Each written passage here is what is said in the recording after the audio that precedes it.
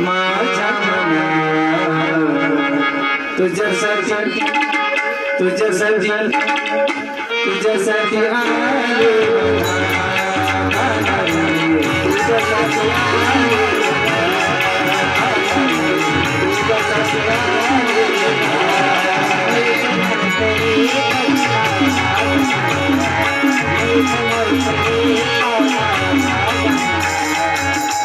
तुझ्यासाठी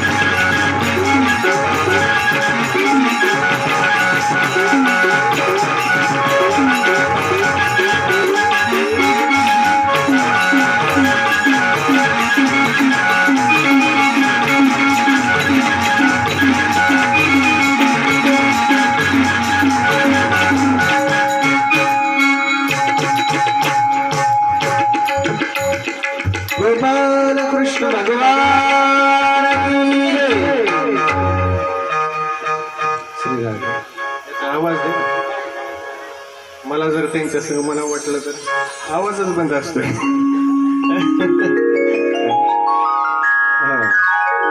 नाथबाबा तुमच्या सोबत मला उल्हास येतो पण ते बंद करून ठेवतो मग गप्प बसतो आपलं. दे आवाज दे. श्री राधे वाढव अजून.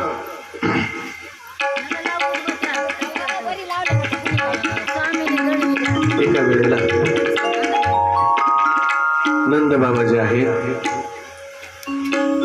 एकादशीचं व्रत करतात आणि एकादशीचं व्रत जे आहे ते नंद बाबा निराहार राहून करतात. प्रत्येक 15 दिवसाला जी एकादशी येते ते एकादशीचं व्रत नंद बाबा करायचे. एकादशी हे सर्व व्रतांचं सार आहे. म्हणून एकादशी व्रत हे प्रत्येकाने केलं पाहिजे. नंद बाबा हे नंदराज आहेत.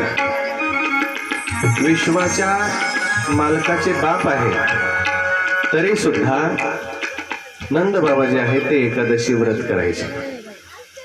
एवढा मोठा अधिकार आहे, एवढं मोठं ऐश्वर्य आहे, वैभव आहे, सत्ता आहे, संपत्ती आहे, सर्व काय आहे. पण तरी सुद्धा नंद बाबा जे आहेत ते आचार सोडत नाहीत, नियम धर्म काही सोडत नाहीये. एकादशीचं व्रत करायचे आणि निराहार राहून करायचे. एकादशां निराहार समभिर्च जनार्दनं स्नातं नंदस्तु कालिन्द्या द्वादशां जलमाविश. असंच एका एकादशीला निराहार व्रत केलेलं आहे. आणि द्वादशीला पहाटे नंद बाबा ब्रह्ममुहूर्तावरती यमुना मैयाचं स्नान करण्याकरता जायचे. असंच मध्यरात्रीलाच पहाट समजून नंद बाबा यमुना मैयाचं स्नान करण्याकरता गेला. आणि मध्यरात्रीच्या वेळेला जलाशयामध्ये, मोठ्या सरोवरामध्ये, तीर्थामध्ये स्नान करणं अपराध मानलेलं आहे. पण नंद बाबाच्या लक्षात आलं नाही. मध्यरात्रीच्या वेळेला गेले. बुडी घेतल्याबरोबर 4 पहिलवान आले. त्यांनी नंद बाबांना बांधून वरून लोकांमध्ये नेऊन टाकलं.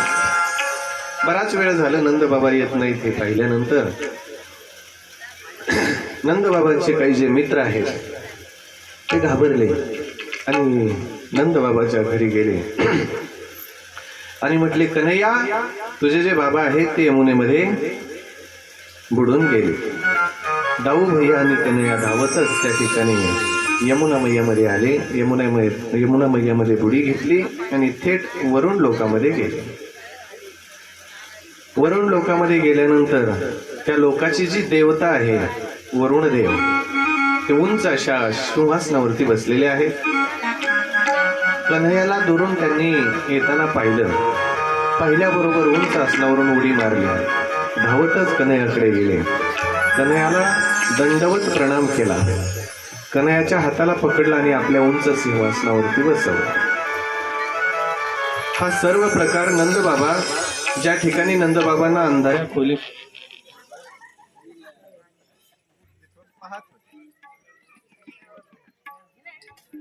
त्यावेळेला कन्हैया म्हणतात, वा, एका बाजूला आमच्या बाबांना बांधून अंधाराच्या रूम मध्ये टाकलेलं आहे आणि दुसऱ्या बाजूने माझी मात्र हे पूजा करतात, उंच आसनावरती बसवलेलं आहे. वरुण देव घाबरले. म्हणजे तुमचे बाबा? म्हटले हो, ते नंद बाबा माझे बाबा आहे.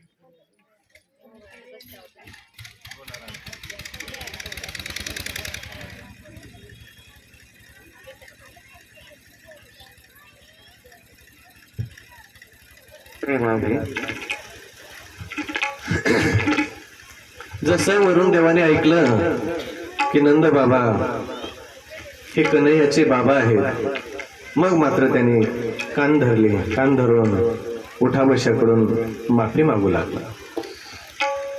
त्या नंद बाबांना बंधनातून मुक्त केलं. पूजा आरती केलेली आहे. त्या ठिकाणाहून कन्हैया नंदबाबांना घेऊन वृंदावनमध्ये आले. वृंदावनमध्ये आल्यानंतर हे सर्व जे गोपाळ आहेत नंदबाबा करत जवळ आले. म्हटले, अरे नंदबाबा, असं काय स्नान करण्याकरता गेला आणि तासनतास स्नान करत बसलेला आहे. त्यावेळेला सगळा घडलेला प्रकार त्या नंदबाबांनी गोपाळांना, आपल्या मित्रांना सांगितलं. अरे मला काय माहिती, मध्यरात्रीची वेळ आहे आणि मध्यरात्रीच्या वेळेला या जलाशयामध्ये, तीर्थामध्ये स्नान करणं अपराध आहे, मान्य आहे, पण माझ्या ध्यानात नाही आलं. मध्यरात्रीची वेळ पहाट समजून मी गेलो आणि त्या ठिकाणी एक 4 मोठे पहिलवान आले. त्या वरुणाचे दूत मला बांधून घेऊन गेले आणि एका अंधाऱ्या खोलीमध्ये टाकून दिलं. पण माझा कन्हैया कसा फिरत फिरत त्या ठिकाणी आला, देव जाणे. आणि काय त्याची रिश्तेदारी निघाली त्या वरुण देवासोबत, देवालाच माहिती. पण जसं माझ्या कन्हैयाला त्या वरुण देवाने पाहिलं, तसं पाहिल्याबरोबर त्याने दंडवत केला, प्रणाम केला, उंच आसनावरती बसवलं, आरती उतारू लागला, दिव्य स्तोत्रांनी स्तुती करू लागला. आणि जसं माझ्या कन्हैयाने सांगितलं ना की मी त्याचा बाबा आहे, ते ऐकल्यानंतर तर कान धरून उठा बशा काढू लागला, मला मुक्त केलं. मग मात्र पुन्हा हे गोपाळ सावध झाले आणि पुन्हा हात जोडून कन्हैयाच्या पाठीमागे चालू लागले. पुन्हा तोच प्रकार. कन्हैयाने विचारले, का रे गोपाळांनो, तुम्ही असे हात जोडून पाठीमागे का चाललात? गोपाळ म्हटले, कन्हैया, सच्ची सच्ची बता, तू नारायण है की नाही? कन्हैया म्हटले, गोपाळांनो, असं सारखं सारखं विचारू नका, माझ्या मागे लागू नका. ठीक आहे, मी नारायण वगैरे आहे की नाही या भानगडीत तुम्ही पडू नका, पण तुमची काय इच्छा आहे ती सांगा, मी तुमची ती इच्छा पूर्ण करू शकतो. गोपाळ म्हटले, कन्हैया, तू बनून राहा नारायण. तू जर खरंच नारायण असशील तर आमची एक इच्छा आहे की तुझं ते वैकुंठ कसं आहे ते पाहण्याची आमची इच्छा आहे. कन्हैया म्हटले, हा, हे ठीक आहे, तुम्हाला जर वैकुंठ पाहण्याची इच्छा आहे तर मी दाखवू शकतो, पण मी नारायण आहे की नाही या भानगडीत तुम्ही पडू नका. गोपाळ म्हटले, बनून राहा नारायण, आम्हाला काही घेणं नाही, पण तुझं ते वैकुंठ आम्हाला दाखव. कन्हैयाने सांगितलं, ठीक आहे. त्या सरोवरामध्ये, ब्रह्मकुंडामध्ये स्नान करून या. स्नाना करता गेले. बघा, त्या गोवर्धनच्या परिक्रमा मार्गावरती अनेक कुंड आहेत. राधाकुंड, कृष्णकुंड, गोपीकुंड, उद्धवकुंड, ब्रह्मकुंड, श्यामकुंड आहेत ना. सर्व कुंड आपण पायी परिक्रमा करताना पाहिले. आपण दरवर्षी त्या गोवर्धनाची परिक्रमा करण्याकरता जातो, सर्वजण 200-300 जण आपण जात असतो. 4 धामलाही जातो. त्या धामातही वृंदावन, गोकुळ, मथुरा, नंदगाव असतं, पण त्यावेळेला बरसाना करत नाहीत, कारण वेळ जास्त जातो ना. मग स्वतंत्र वृंदावनला जायचं आणि आनंद घ्यायचा. मग ती परिक्रमा करायची. त्या मार्गावरती हे कुंड आहे. ज्यांना जायचं असेल त्यांनी आमच्या उमाताईंकडं संपर्क करून ठेवायचा. आणि ज्यांना अयोध्येला यायचंय त्यांनी सुद्धा आत्ताच संपर्क करायचा. आत्ता जायचंय. कधी जायचंय? 23 तारखेला ठरलं होतं, पण 26 तारीख केलेली. 26 किंवा 27 तारखेला आपल्याला इथून राऊत बाबा स्वतंत्र अयोध्या, काशी, ओंकारेश्वर, महाकालेश्वर, सिहोर, बागेश्वर धाम, त्या धीरेंद्र शास्त्रींचं हे आपल्याला सगळं आता करायचं आहे. मग 26 तारखेला ज्यांना ज्यांना अयोध्येला यायचंय त्यांनी इथं उमाताईंकडे संपर्क करायचा. बोला राधे राधे. 2 धामला ज्यांना यायचंय, बद्रीनाथ, केदारनाथ, पशुपतीनाथ, वैष्णवी देवी, ऋषिकेश, हरिद्वार, गोकुळ, वृंदावन, काशी, अयोध्या, त्याच्यातही आहे द्वारका, हे सर्व करण्याकरता बरेच 1 महिन्याच्या पुढचा कालावधी लागतो. ज्यांना यायचंय त्यांनी 1-2 मेच्या 1-2 तारखेला तयार राहायचंय. 2 बस त्या ठिकाणी लावलेल्या आहेत जाण्याकरता. इथूनच माजलगावातूनच निघणार आहेत. तेही सगळ्यांनी तयारी करायची. इथं बसलेल्या सगळ्या मातांनी कोणी कोणी 2 धाम केलेत. 1, 2, 3, 4, 5 बस आमच्या काकांनी केले, जोगडे काकांनी. राऊत काका अनेक वेळेला केले तुम्ही. ज्यांचे राहिलेले आहेत 4 धाम करायचे त्यांनी चला. राऊत बाबा, आम्ही त्या धामाच्या गाडीमध्ये सुद्धा प्रवचन करतो. 2 तास 3 तास, दोन गाड्या असल्या तर दोन्ही गाड्यात 3-3 तास. आणि पुन्हा संध्याकाळी आता या जानेवारीपासून असं सुरू केलंय, संत श्रेष्ठ ज्ञानेश्वर महाराजांच्या हरिपाठाच्या अभंगाव कीर्तन चालू केलेत. रोज 2 तास 4 ते 6, म्हणजे आता 4 वाजून गेलेत, 4 ते 6 या वेळेत नाथ बाबा रोज 27 अभंगावर 27 दिवस कीर्तन. शेवटी जवळ आलं की काला करायचा. शेवटच्या दिवशी समारोप जिथं असेल तिथं काल्याचं कीर्तन, प्रसाद घ्यायचा आणि घरी यायचं. म्हणजे तीर्थयात्रा करण्याचा जो विधी असतो, नियम असतो, त्या नियमात तीर्थयात्रा करायची. हे बऱ्याच जणांना शक्य होत नाही. ते फक्त आमच्या ज्ञानेश्वर महाराजांना शक्य झालं होतं, नामदेवरायांना शक्य झालं होतं, तुकोबारायांना, अर्जुनजी, बलराम, दाऊ भैया हे भागवतात का यांनी तीर्थयात्रा केल्यात. आपण करायला पागल नाही आहेत, यांनी केल्यात म्हणून आपण करतोय. बरोबर आहे ना? आपल्याला त्याचं ज्ञान नव्हतं. तीर्थयात्रा कशाला करायची, कशी करायची, का करायची हे काहीच माहित नव्हतं.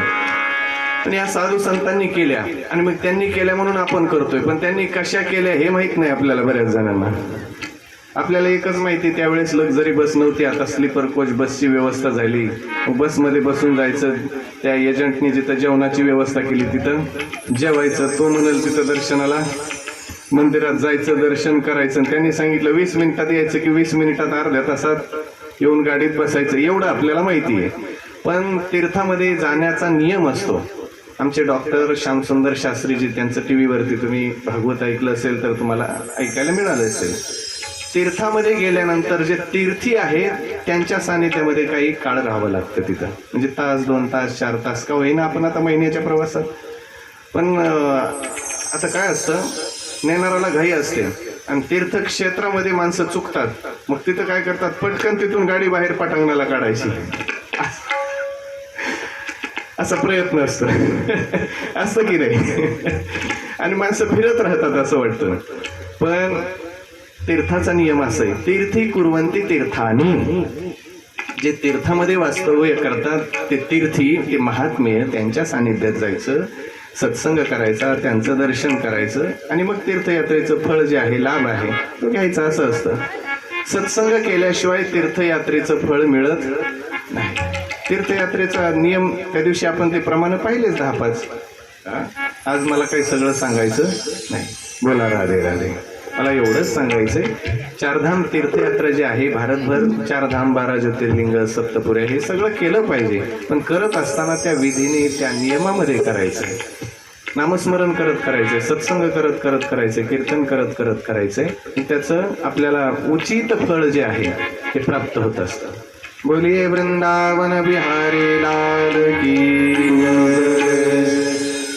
आपण पाहत होतो की त्या गोवर्धनच्या परिक्रमा मार्गावरती अनेक जे कुंड आहेत, त्याच्यामध्ये ब्रह्मकुंड आहे. त्याच्यामध्ये स्नान करून येण्याकरता कन्हैयाने त्या गोपाळांना सांगितलं. गोपाळ त्या कुंडामध्ये गेले, बुडी घेतली. बुडी घेतल्याबरोबर कन्हैयाने लीला केली आणि थेट वैकुंठामध्ये त्यांना घेऊन गेलेला आहे. वैकुंठात गेल्यानंतर तिथं 4 तोंडावाले, 6 तोंडावाले सगळे येताना दिसले. गोपाळ डोळे उघडून बघतात आणि विचारतात, का रे आपण कुठं आलो?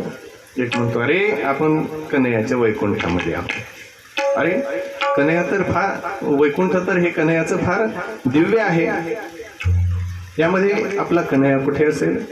विचारलं पण प्रत्येक वेळेला तोंडावरती बोट ठेवलं. मौनम आस्थाम, वैकुंठामध्ये बोलायचं नाही.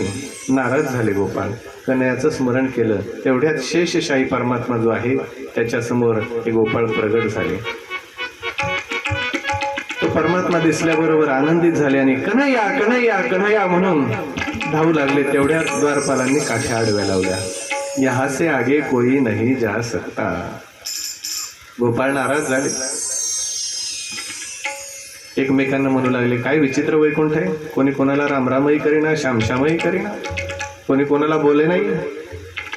त्यापेक्षा आपलं हे वृंदावन जे आहे लाख गुणा बढिया आहे. वृंदावनचं स्मरण केलं आणि जसं वृंदावनचं स्मरण केलं तसं त्या वृंदावन मध्ये प्रगट झाले. बोलिये वृंदावन बिहारी लाल. आणि कन्हैयाचं दर्शन झाल्याबरोबर कन्हैयाला बिलगू लागले, अतिशय आनंदित झाले. कन्हैयाने विचारलं, गोपाळांनो कसं वाटलं माझं वैकुंठ? गोपाळ म्हटले, कन्हैया खरं सांगू, तुझं जे वैकुंठ आहे ना फार बढिया आहे, पण खरं सांगू का, तुझ्या त्या वैकुंठापेक्षा आमचं हे वृंदावन आहे ना लाख गुणा बढिया आहे. बघा, धन्य आहेत ते गोपाळ की जे वृंदावनापुढे वैकुंठालाही फेल करतात, वैकुंठाला सुद्धा पसंत केलं नाही. त्या वृंदावनच्या पुढे, वृंदावनची खूप महिमा आहे शास्त्रामध्ये. वृंदावनमध्ये अतिशय आनंद आहे. ज्ञानेश्वर महाराजांनी आधी संतांनी वर्णन केलेलं आहे, वृंदावनमध्ये आनंद सोडून दुसरं काही नाहीच आहे. वृंदावनी आनंद रे, वृंदावनी आनंद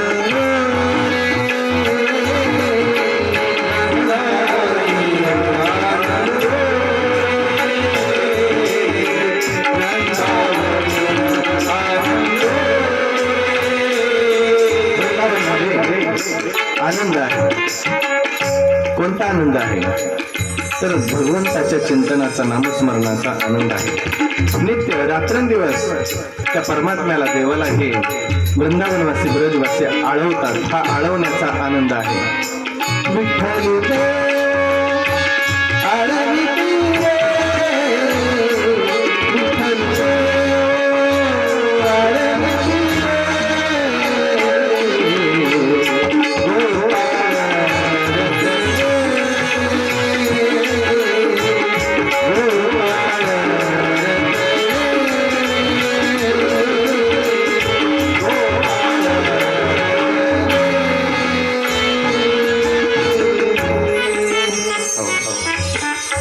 देवाला रात्रंदिवस आळवतात त्या वृंदावनमध्ये.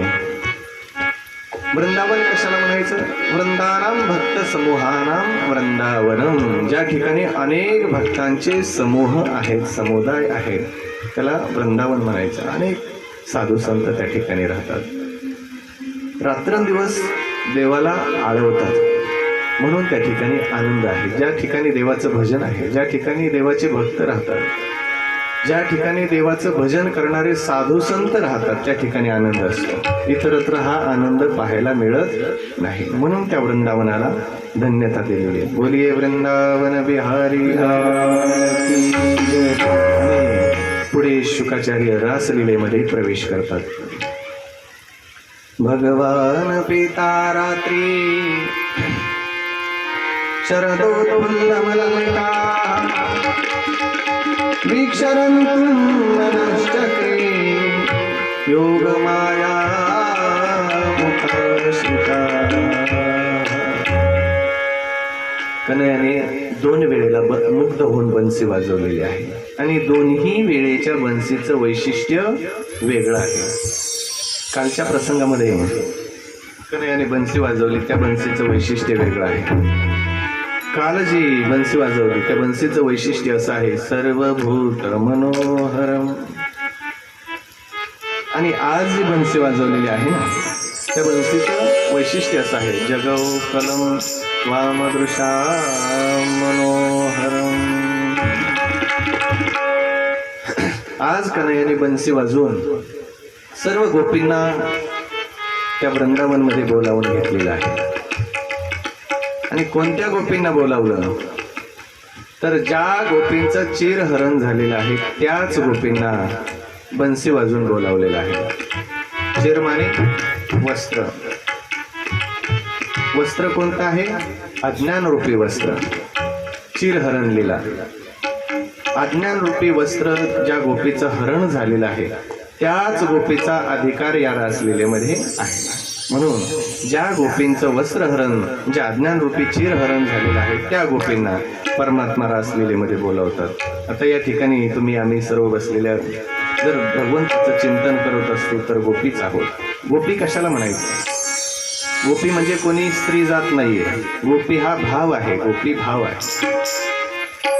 गोनाम इंद्रिय गोभिः इंद्रियैः कृष्णरसं पिबती इति गोपी. ज्या सतत आपल्या इंद्रियांच्या द्वारा कृष्ण रसाचं पान करतात त्यांना गोपी म्हणायचं. मग या ठिकाणी सर्व बसलेल्या गोपी आहेत. त्या स्टेजवर बसलेल्या या सुद्धा गोपी आहेत. पलीकडे बसलेले राऊत बाबा सर्व गोपी आहेत, पण कधी आपल्या इंद्रियांच्या द्वारा सतत जर कृष्ण रसाचं पान करीत असेल तर या सर्व गोपी आहेत. म्हणून त्या गोपींना परमात्म्याने बोलावलेलं आहे ज्यांचं अज्ञानरूपी वस्त्रहरण झालेलं आहे. बोला राधेरा. मग त्या गोपिका बोलावल्यानंतर त्या ठिकाणी सेवाकुंज निधिवन ज्या ठिकाणी रासलीला झालेली आहे त्या ठिकाणी आलेले आहे. देवानेही मोठं स्वागत केलेलं आहे. स्वागतम महाभागा प्रिय किंकरवाणि वः व्रजस्य रामयं कश्चित् वृतागमन कारणम्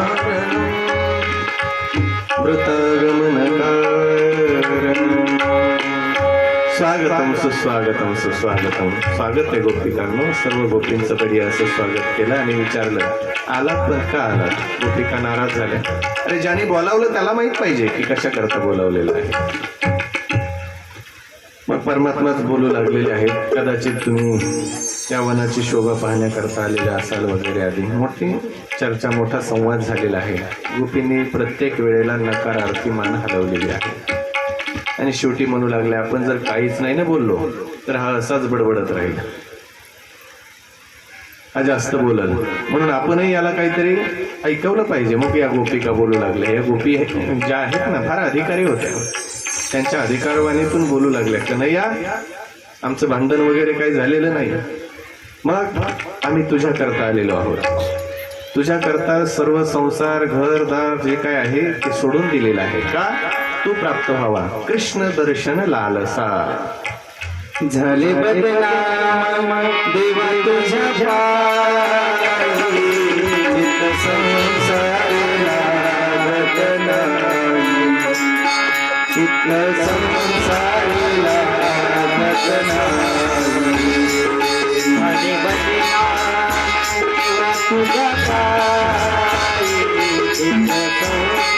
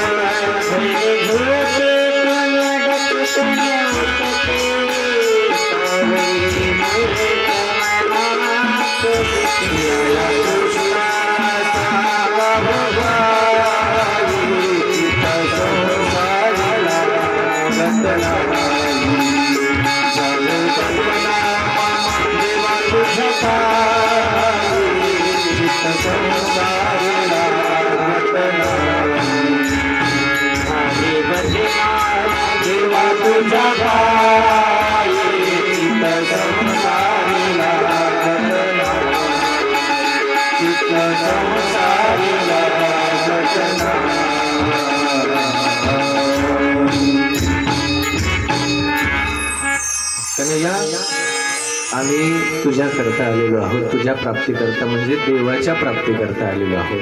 तू साक्षात परब्रह्म आहेस, परमात्मा आहेस. तुझ्या प्राप्तीच्या इच्छेने, तुझ्या दर्शनाच्या इच्छेने आम्ही या ठिकाणी आलेलो आहोत. मग ठीक आहे कन्हैया म्हटले. गोपिकांनो मग कन्हैयाने त्या ठिकाणी रासलीलेला आरंभ केलेला. रासलीलेला आरंभ केल्यानंतर त्या ठिकाणी जेवढ्या गोपिका आहेत तेवढे रूप परमात्म्याने घेतले. कारण प्रत्येक गोपीला वाटायचं देवाने माझ्याबरोबर लीला करावी, हा भाव होता प्रत्येक गोपीचा. म्हणून परमात्म्याने जेवढ्या गोपी आहेत तेवढी रूप त्या ठिकाणी धारण केली आणि रासलीलेला आरंभ केला. पण त्या ठिकाणच्या त्या ज्या गोपिका आहेत ना त्यांना मात्र अभिमान झाला आणि अहंकार झाल्यानंतर मनात विचार करतात, पहा ना विश्वाचा मालक तो परमात्मा पण आज आमच्या इशाऱ्यावरती नाचतो. देवाला हा अहंकार सहन झाला नाही. परमात्मा त्या ठिकाणाहून अंतर्धान झालेले आहे. अंतरिते भगवती सहसैव व्रजांगना. अंतर्धान झाले.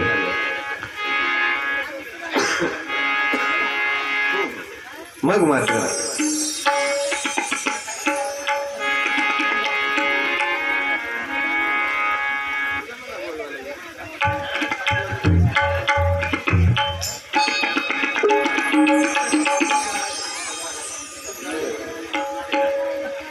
बोला बोला राधे राधे.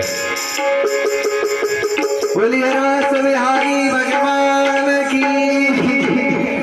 त्या ठिकाणी परमात्मा अंतर्हित झालेले आहेत. मग सर्व गोपींनी देवाचा धावा केला.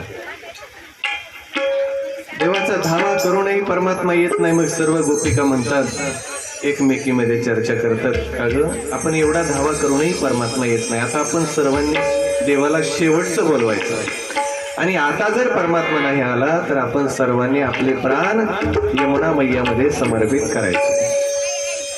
म्हणून शेवटी सर्वांनी मिळून देवाला पुकारलेलं आहे. त्याचं नाव आहे गोपीगीत. फार बढिया हे गोपीगीत आहे. जयति तेदिकं जन्मना व्रज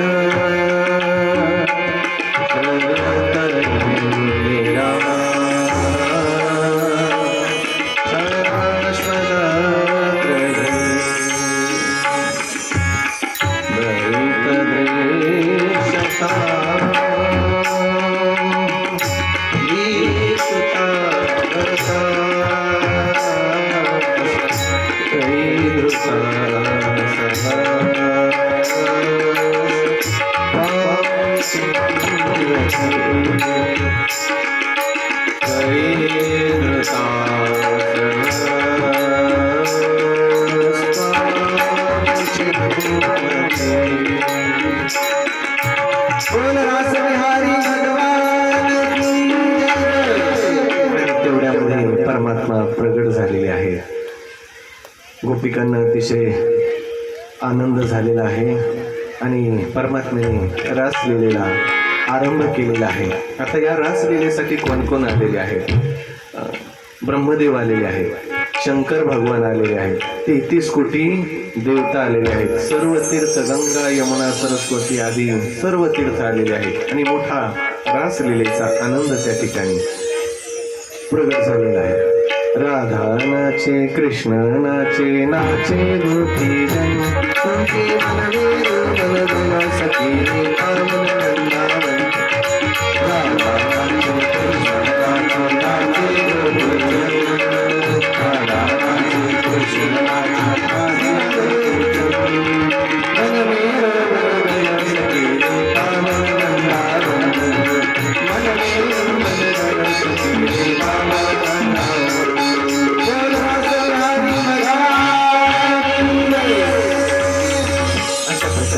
ही रासलीला थोडक्यामध्ये संपन्न होते. तसे हे 5 अध्यायामध्ये फार विस्ताराने रासलीला या ठिकाणी आलेली आहे. पण सर्व प्रसंग आपल्याला विस्ताराने सांगता येणार नाहीये. रासलीला संपन्न होते आणि या रासलीलेची फलश्रुती शुकाचार्यांनी शेवटी सांगितलेली आहे की हे राजन, जो कोणी ही रासलीलेची कथा श्रद्धेने वर्णन करेल किंवा श्रवण करेल तर त्याच्या अंतकरणातील जो हृदरोग काम आहे तो कायमचा त्याला सोडून जाईल. ही फलश्रुती शुकाचार्यांनी रासलीलेची शेवटी सांगितली. बोला राधे राधे. पुढे सुदर्शनाने शंखचूड नावाचे राक्षस त्यांचा उद्धार केलेला आहे. त्याच्यानंतर युगल गीताची कथा येते. अरिष्टासुराचा उद्धार केलेला आहे आणि कंसाने अक्रूरजींना ब्रजमध्ये पाठवलेलं आहे. जात असताना स्वतःचा सोन्याचा रथ दिलेला आहे अक्रूरजींना.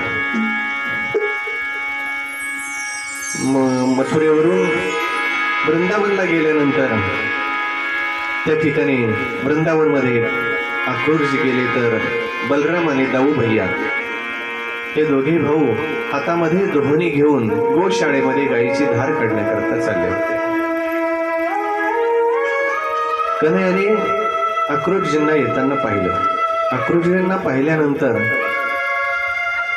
चाचाजी आले, चाचाजी आले म्हणून धावतच अक्रूरजींकडे गेलेले आहेत. अक्रूराच्या हाताला पकडलं आणि अंतपुरामध्ये नेलेलं आहे. देवाने हाताला धरून आतमध्ये नेल्यानंतर अक्रूरजी आनंद विभोर झालेले आहेत. जीवनामध्ये पहिल्यांदाच एवढा आनंद अक्रूरजींना झालेला आहे. अक्रूरजी मनामध्ये विचार करत होते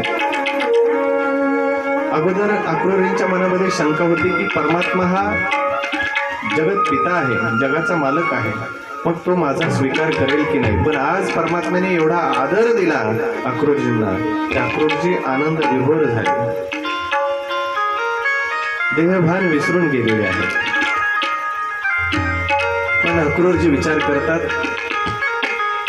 कदाचित या कन्हैयाला माहीत नसेल की मी कशा करता आलेलो आहे, म्हणून कन्हैयाला एकांतामध्ये म्हणतात, देवा कदाचित तुम्हाला माहीत नसेल की मी कशा करता आलेलो आहे, मला कंसाने तुम्हाला नेण्याकरता पाठवलेलं आहे.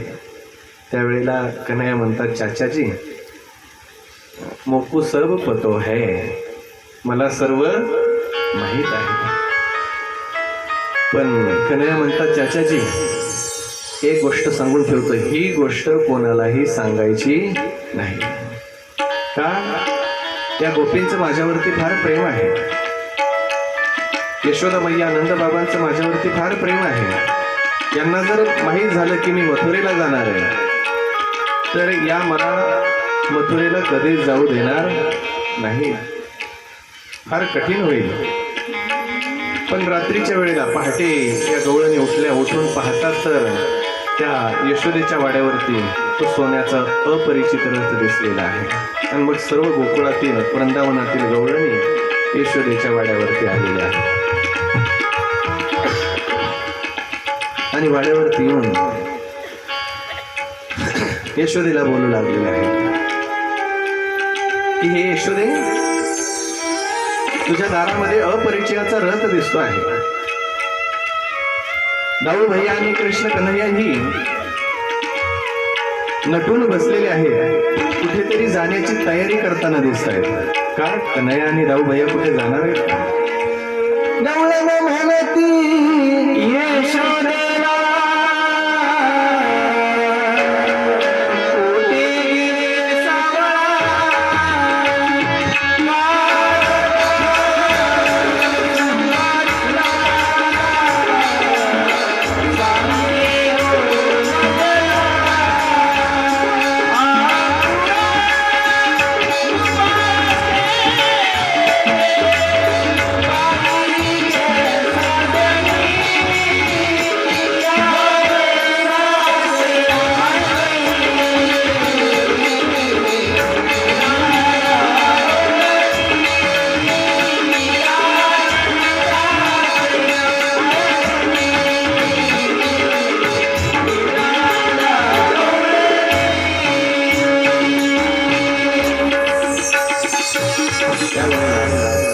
यशोदा मैया मात्र देहभान विसरून गेलेली आहे. यशोदा मैयाला ज्या वेळेला माहीत झालं ना की कन्हैया मला सोडून जाणार आहेत, दाऊ भैया सोडून जाणार आहेत, त्यावेळेपासून यशोदा मैया अस्वस्थ होती, बेशुद्ध अवस्थेमध्ये पडलेली आहे.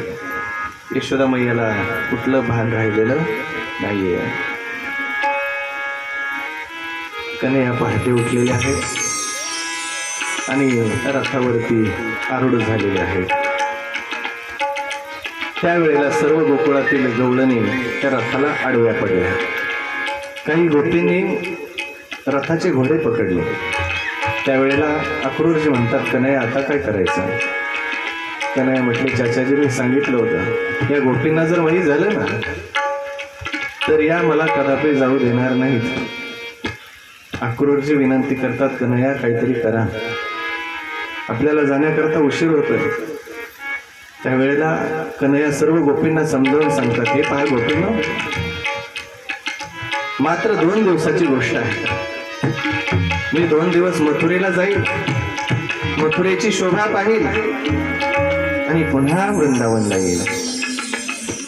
पण गोपिका ऐकायला तयार नाही. त्यावेळेला एकमेकींना त्या म्हणतात, अगं आपण जर असं केलं तर ही दुनिया, हे लोक आपल्याला काय म्हणतील, लोक आपल्याला नावं ठेवतील. त्यावेळेला एक गवळण म्हणते, अगं जिथं आपले प्राणच निघून चाललेले आहेत तिथं लोक लज्जेचं तरी ठेवून करायचंय काय?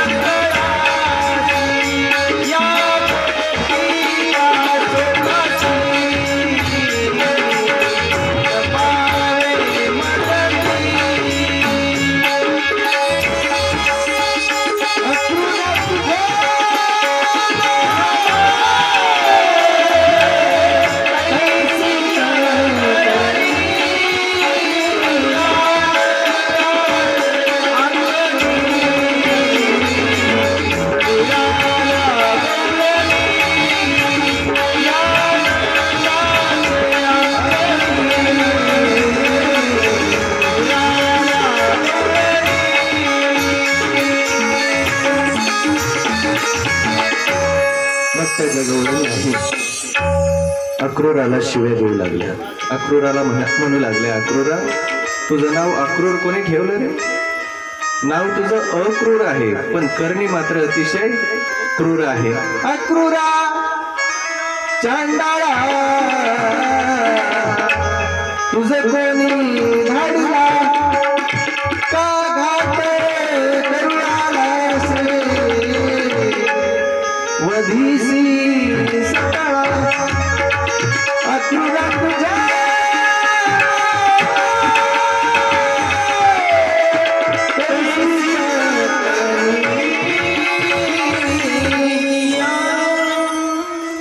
अक्रूरा जसं तुझं नाव आहे ना तशी करणी नाही. करणी क्रूर आहे. आमचा घात करण्याकरता तू आलेला आहेस. पण तुला माहित नाही हे कृष्ण कन्हैया आणि जाऊ भाई आमचे प्राण आहेत. आम्ही जिवंत असेपर्यंत तरी आम्ही त्याला जाऊ देणार नाही. त्यावेळेला कन्हैया समजावून सांगतात, गोपींनो 2 दिवसाकरता तुम्ही एवढे अधीर झालात. कन्हैयाने पाहिलं सर्व गोपिका दिसत आहेत, पण माझी यशोदा मैया मात्र दिसत नाहीये. सर्व गोपींमध्ये पाहतात यशोदा मैया कुठेच दिसत नाहीये. मग मागे वळून दरवाजाकडे पाहिलं. बघा ज्या वेळेला अक्रूर झाले होते ना तेव्हापासून यशोदा मैया बेशुद्धच आहे. तिला काही सुचत नाही. पाळण्याच्या जवळ जायची, पाळण्यामध्ये हात घालायची आणि पाळण्यात हात घातल्यानंतर तिच्या लक्षात आलं की अरे कन्हैया तर आता 11 वर्षाचा झालंय. धडाम दिसे जमिनीवरती पडायची आणि म्हणायची मी तर बिलकुल पागल झाली, माझ्या तर काही ध्यानातच नाही. असेच अडखळत अडखळत दरवाजापर्यंत यशोदा मैया येते. कन्हैयाने पाहिलं आणि कन्हैयाकडे पाहून मोठ्याने ओरडली, अरे कन्हैया. कन्हैयाने ऐकल्यानंतर हा मैया करत रथातूनच उडी मारली आणि यशोदा मैयाच्या गळ्यामध्ये जाऊन पडले. हंबरडा फोडून यशोदा मैया रडू लागली. यशोदेचं रडणं ऐकून कन्हैया सुद्धा रडू लागलेले आहे. त्यावेळेला यशोदा मैया कन्हैयाला म्हणते, अरे कन्हैया तू आता मथुरेला चाललेला आहे. यशोदा मैया कन्हैया म्हणतो, हा मैया मी आता 2 दिवस मथुरेला जाईल. त्यावेळेस यशोदा मैया म्हणते, नाही कन्हैया आता तू जो मथुरेला चाललेला आहेस ना तो परत येण्याकरता चाललेला नाहीये. आज मला माहीत झालं की तू माझा नाहीये, तू देवकीचा आहेस. त्यावेळेला कन्हैया रडतात आणि म्हणतात, मैया मी तुझाच आहे. मी तुला सोडून कधी जाणार नाही. मी परत येईल, मी पुन्हा येईल. त्यावेळेला यशोदा मैया म्हणते, अरे कन्हैया असू दे. किती दिवस तू आता तुझ्या माता पित्यांना देवकी आणि वसुदेवाला सोडून माझ्याजवळ राहणार आहेस. तू त्यांनाही जरा सुख दिलं पाहिजे, पुत्र सुख माता पित्याला दिलं पाहिजे, हे पुत्राचं कर्तव्य असतं. पण एक गोष्ट तुला सांगून ठेवते, मी तुला अनेक वेळेला शिक्षा दिली रे कन्हैया. अनेक वेळेला काठीनं सुद्धा मारलं, अनेक वेळेला शिक्षा दिली. हे सर्व तू विसरून जा. आणि एक गोष्ट जी आहे ती मात्र बिलकुल तू विसरून जा. मी तुला एक वेळेला उखळाला बांधलं होतं. तुला जे मी उखळाला बांधलं होतं ना ही गोष्ट तू एकदम विसरून जा. जसं उखळाला बांधण्याची गोष्ट काढली ना मग तर हंबरडा फोडून गळ्यात पडून रडू लागले आणि म्हटले, मैया मी सर्व काही विसरल, पण तू जे मला उखळाला बांधलेलं आहेस ना ही गोष्ट मी कधीच विसरणार नाही, कधीच विसरणार नाही. बघा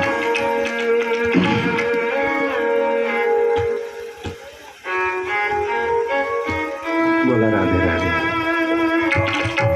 भागवतातील हा अतिशय कठीण प्रसंग आहे, फार कठीण आहे. हा प्रसंग नाही सांगणं होत, कुठल्याच भागवतकाराला हा सांगणं शक्य नाही. एखाद्या आईचा वेडा जरी मुलगा असला ना, पागल जरी मुलगा असला ना, तो मुलगा जर आईला सोडून जात असेल, घरदार सोडून जात असेल तर त्याच्या आईला विचारा त्या आईचं अंतःकरण काय म्हणतं, काय वाटत असेल त्या मातेला, त्या आईला. या गोष्टीचा मला अनुभव आहे. ज्या वेळेला मी माझं घर सोडून माझ्या आईला सोडून चाललो होतो ना आनंदीला वृंदावनला, त्यावेळेला फार कठीण परिस्थिती निर्माण झाली. याचा मी साक्षी आहे. म्हणून वेडा जरी मुलगा आला, पागल जरी मुलगा असला आणि तो जर आईला सोडून जात असेल तर त्या आईला विचारा किती वेदना होत असतात. हा तर विश्वाचा मालक आहे, जगाचा मालक आहे परमात्मा. यशोदा म्हणते, अरे कन्हैया, तुला माहित नसेल, तू माझा मुलगा आहेस. आणि ज्या वेळेला मुलगा आईला सोडून जातो ना, त्या आईच्या अंतःकरणाला किती वेदना होतात हे तू नाही समजू शकत. ही एक आईच समजू शकते, एक माता समजू शकते.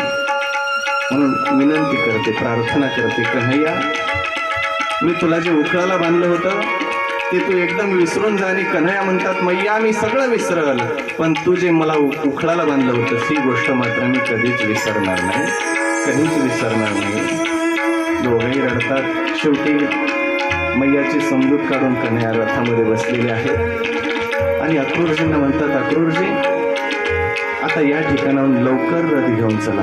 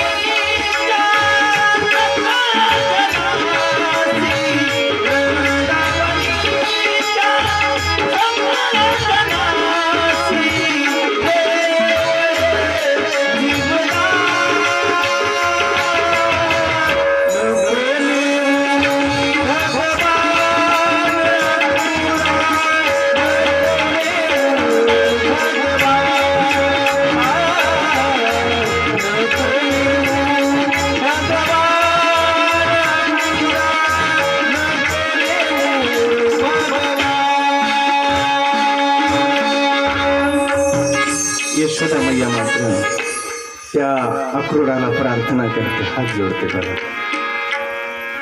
की माझ्या कन्हैयाला तू नेऊ नको.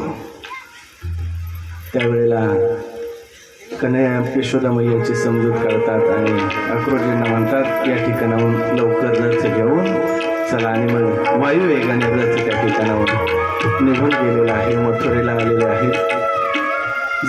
जात असताना अक्रूरजी विचार करतात, या कन्हैयावरती आणि दाऊ भैयावरती त्या गोपींचं किती प्रेम आहे.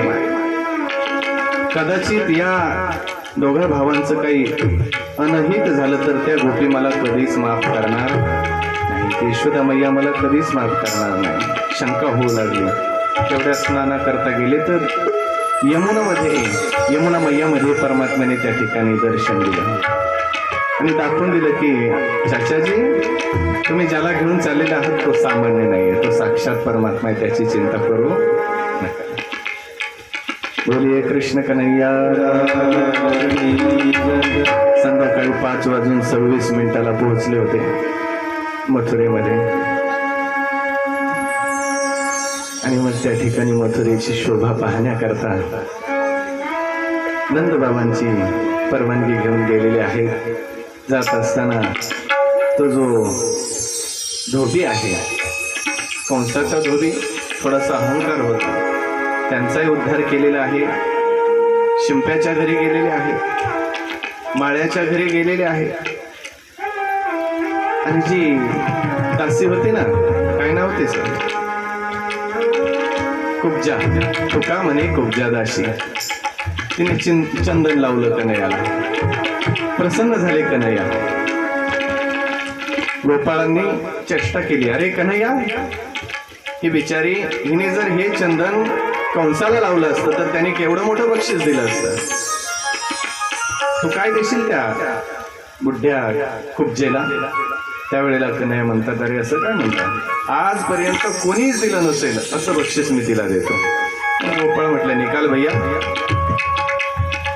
मग कन्हैयाने ते चेष्टा थट्टा मस्करी करत होते मित्र. तोपर्यंत तिच्या दोन्ही पायाच्या अंगठ्यावरती आपले दोन्ही पायाचे अंगठे ठेवले कन्हैयाने. 8 ठिकाणी वाकडी असलेली ती कुब्जा, तिला सगळे कुबडी कुबडी कुबडी म्हणून चिडवायचे. कन्हैयाने दोन्ही आपल्या पायाचे अंगठे तिच्या पायाच्या अंगठ्यावरती ठेवले आणि हनुवटीला हात लावला. गोपाळ म्हटले, कन्हैया बस, जम गई जोडी, तू त्रिभंगा और ये त्रिभंगी. हसी मजाक करत होते तेवढ्यामध्ये जोरात झटका दिला आणि जन्माची वाकडी एका झटक्यात सिरी केली. बोलिए नंद के लाला की जय. ती दासी कुब्जा म्हटली, देवा माझं घर पवित्र करा, माझ्या घरी तुम्हाला यावं लागेल. कन्हैया म्हटले, मैया तुझं घर म्हणजे माझंच घर आहे, तुझ्या घरी तर मी येईलच. भक्ताच्या घरी मला बोलवावं लागत नाही, न बोलावता येतो. ज्या ठिकाणी प्रेम आहे त्या ठिकाणी बोलावण्याची काय अपेक्षा आहे. पण म्हटले अगोदर मामाजींकडे गेलं पाहिजे. संध्याकाळी विश्रांती केलेली आहे. तो जो धनुष्य आहे भगवान शिवाने महादेवाने दिलेला आहे, तो ज्या वेळेला कंसाला दिला होता ना, त्यावेळेला कंसाला सांगितलं होतं महादेवाने, हा जो धनुष्य आहे ना, इसे कोई तोड़ नहीं सकता और जो तोड़ेगा वो तुझे छोड़ नहीं सकता. आज कन्हैयाने हा धनुष्य तोडल्यानंतर कंस हादरला. जर तो धनुष्य तोडलेला आहे तर आपकी भी गॅरंटी खतम. हादरला कंस. पहाटच्या वेळेला उठलेले आहेत कन्हैया आणि त्या रंगशाळेमध्ये त्या ठिकाणी आलेले आहेत. अनेक प्रकारचे मल्ल युद्ध करण्याकरता कंसाने बोलवलेले आहेत. आणि मग त्या आखाड्यामध्ये कृष्ण कन्हैयाने कंसाच्या प्रवेश केलेला आहे. अनेक प्रकारची वाद्य त्या ठिकाणी वाजू लागली. धा देऊन देऊन धा धा देऊन देऊन वाद्य वाजू लागली. जाऊ भैया आणि कन्हैया आखाड्यामध्ये प्रवेश करतात. त्या ठिकाणी मग चानूर आणि मुष्टिक नावाचे दैत्य समोर आलेले आहेत. चानूर नावाचा दैत्य समोर कन्हैयाच्या आणि हातामध्ये हात दिलेला. कन्हैयाच्या हातामध्ये हात दिल्यानंतर बोलाण्यासारखा कठीण असा तो हात त्या चानूराला देवाचा लागलेला आहे. थोडा आवाज कमी बारीक आवाजामध्ये वाद्य वाजले पाहिजेत, पण बारीक आवाजात वाजते. खेळणाऱ्याला, कुस्ती खेळणाऱ्याला मजा आली पाहिजे. बोला राधे राधे, चालू ठेवा. आणि मग दाऊ भैया पाहत होते माझ्या बरोबरीचा कोणी कुस्ती खेळणारा या आखाड्यामध्ये आहे की नाही. तेवढ्यामध्ये चानोराने इशारा केला, दाऊ भैया तुझी जर इच्छा असेल तर माझा भाऊ आहे मुष्टिक, बलेन सह मुष्टिका. मग हे चौघही आखाड्यामध्ये उतरलेले आहेत. वाद्य वाजू लागले. वाजल्या ना, अजून कंस मारणं बाकी आहे, फक्त कमी आवाजात वाजवायचं, शब्द कळाले पाहिजे. आणि मग हातामध्ये हात दिला, पायामध्ये पाय. आता बघा कुस्ती कशा प्रकारची असते. आम्ही लहान असताना कुस्ती खेळायचो राऊत बाबा. ते रेवड्यावरच्या कुस्त्या असायच्या ना, 3री 4थीला शाळेत असताना. राऊत बाबा तुम्ही खेळ असाल, पहिले असायच्या. त्याच्या अर्जुनच्या काळामध्ये बंद झालंय ते.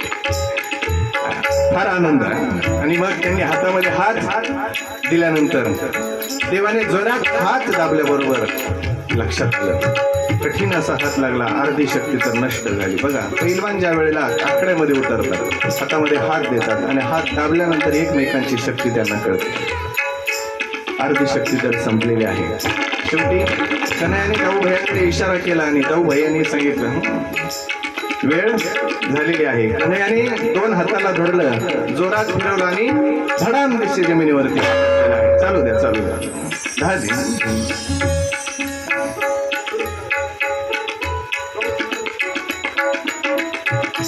आणि मग दाऊ भैयाने देखील त्या मुष्टिकाचा वध केलेला आहे. शलतोषल नावाचे दैत्य त्या आखाड्यामध्ये धावून आले. त्यांनाही ठिकाणाला कन्हैयाने आणि दाऊ भैयाने लावलेला आहे. तेवढ्यामध्ये कंस जो आहे बडबडू लागला, अरे तुम्ही यांना संपून का टाकत नाही? मी आत्ताच्या आत्ता या दाऊ भैया आणि कन्हैयांना मारतो, त्यांचे पिता वसुदेवाला मारतो, याची माता देवकीला मारतो. बडबडू लागला. शब्दशैली बिघडली. बघा ज्या वेळेला अंतकाळ येतो ना, त्यावेळेला शब्दशैली बिघडते. बरोबर लागला. कन्हैयाने विचार केला, न मारताच त्याचं काम झालं. धावत त्याच्या सिंहासनावरती गेले. सिंहासनावरती उडी मारली. सिंहासनावरती उडी मारल्याबरोबर कंसाचा जो मुकुट आहे तो जमिनीवरती पडला. लांब केस होते त्या कंसाचे, ते केस धरून ओढले आणि कानाच्या जवळ तोंड घेऊन म्हणतात, माझ्या देवकी मैयाचे केस तू असेच ओढले होते. ओरडू लागला कंस.